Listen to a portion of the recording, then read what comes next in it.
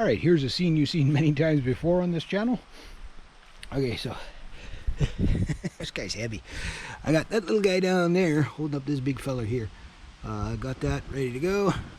Gonna hopefully pull my tire off, no problems. Now, shouldn't throw your light. Break the bulb. I already cracked all the wheel nuts, so they should, in theory, just come off easy peasy.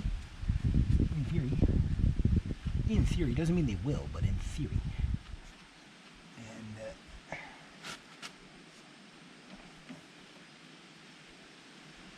what was that? Seems like the last threads are fussy. I don't like these wheel nuts. I'm going to get better wheel nuts. When I put them back on, I'm going to torque them at 140. But I got to show you something really amazing.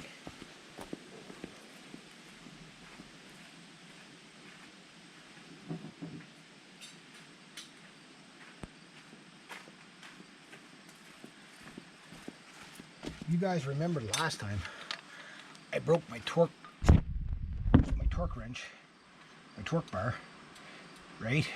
Doing this on the truck, but I didn't realize I actually broke the socket.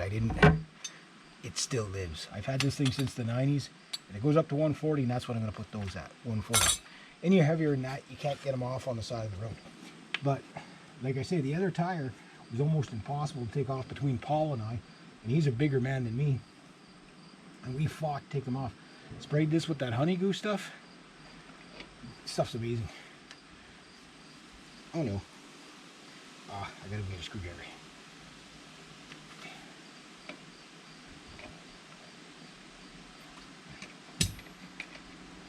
Hey, got that. I'm gonna clean these up good.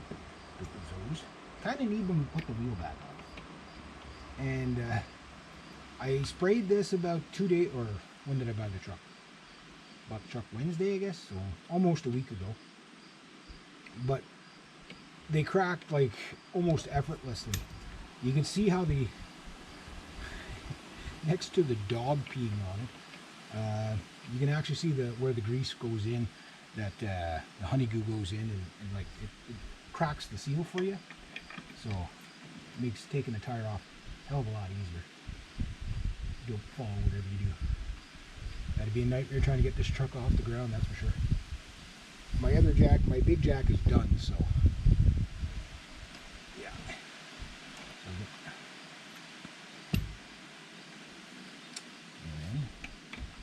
I'm going to replace all the wheel nuts. This is a summer tire that I'm taking off. I'm going to put on that winter tire. And I got to give this summer tire back, which I'm going to give it back to Paul, smelling like dog poo. Because that stupid Barry keeps peeing on all my tires. And he got this one this morning, I could tell. I could smell it. These are the wheel nuts that you should get. Because these, they have like a coating on them. And that coating is not so great because it's like an aluminum coating, I guess, to keep the corrosion off. But the problem is when you over tighten them, you go to take them off, that aluminum cast around or whatever slips, and it screws up the nut. And it makes it easier to cross thread when you put them back on. Which we don't like cross-threading on this channel, because that's called pain in the assism. Alright, so there we go.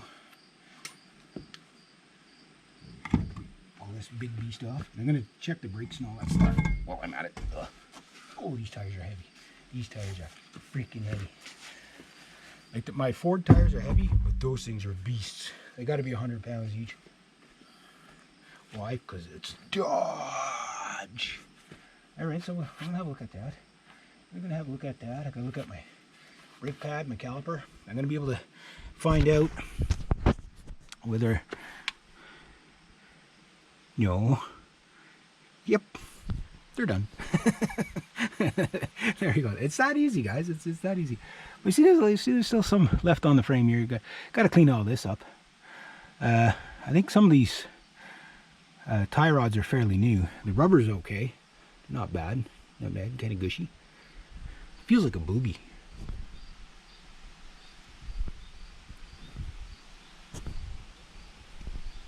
Sorry.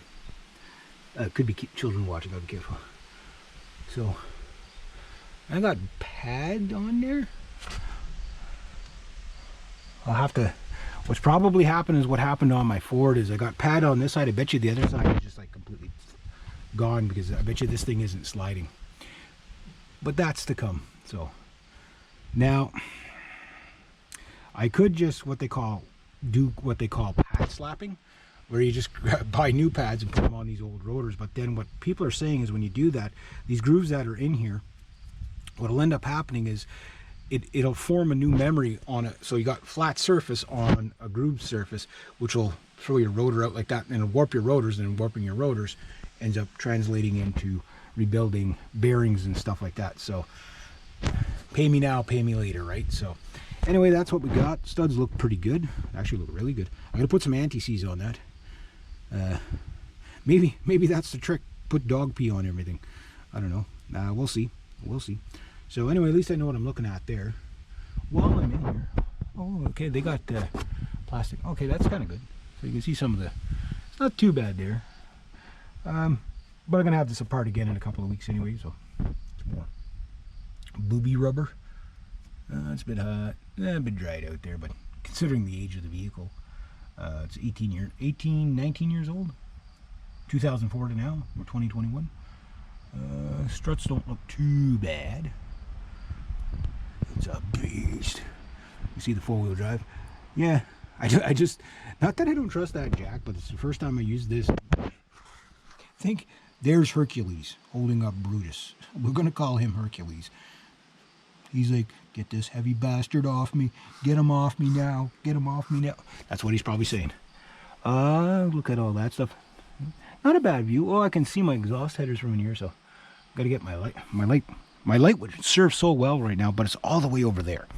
But we'll get to that. Check all that stuff out. There's a Hemi in there. Frame doesn't look bad. It doesn't look bad. There's my brake line stuff. Clean all that. I gotta lube all that. The hose, brake line hose doesn't look too bad. I've seen worse. Yeah, I've seen worse. Okay. Yeah. Again, considering the age. Check all that suspension stuff out. Again, I'm not going to sink tons and tons of money into this thing. What may happen to this thing is if I find like a Dodge with a blown out engine, with a good chassis and frame and stuff like that for cheap, I might keep this engine and transmission 4x4, switch it over. A lot of people are doing that. Skid plate there under the transfer case, so that's good. Pretty leaky looking down there, so it's hard to say because most of that's probably power steering fluid, so it's hard to say how messy this thing is. I'll check out the transfer case on the four-wheel drive transmission right there. You can see it right there, but I'm going to get underneath the vehicle. But for now, what I'm going to do is I gotta get my head in there with the light, but we'll see how that other brake pad is doing. And then I'm gonna put on this nice winter tire here. Open Country. That thing's a beast. I should probably clean it before I put it on, but I'm gonna take it off again in about a week. Whatever. Anyway, I'm gonna go through that stuff, see what I got, and get that wheel on there. I gotta give that one back to Paul. That's his spare. Yeah, so I've got 4 good, I mean, look at these. Yeah, these are good treads. Good tires there. And the truck the alignment was done 2 months ago. So, who knows? I'll see what I can do with that front rotor. Maybe I can get it spun. People have mixed emotions on that, but I mean, if you look at the meat on these things, there's quite a bit there, so. Yeah, like the rotors, they rot from the inside out, eh? So that's what gets you. And plus, this hasn't been driven the last little bit, so that's pretty bad. But we'll see how bad that is, and if I can rebuild the caliper, maybe I'll do that. But already looking at it, I think it's probably going to be one of those. If I can refurbish it and get it down the road, no problem. If it functions, no matter what it looks like. But it's also peace of mind when your brakes actually are new and all the components are new and you know they're going to stop, because that is important. Anyway, yeah, so I'll get that other tire on there, and I'll bring that big beast with dog pee on it back to my buddy tomorrow. Yeah.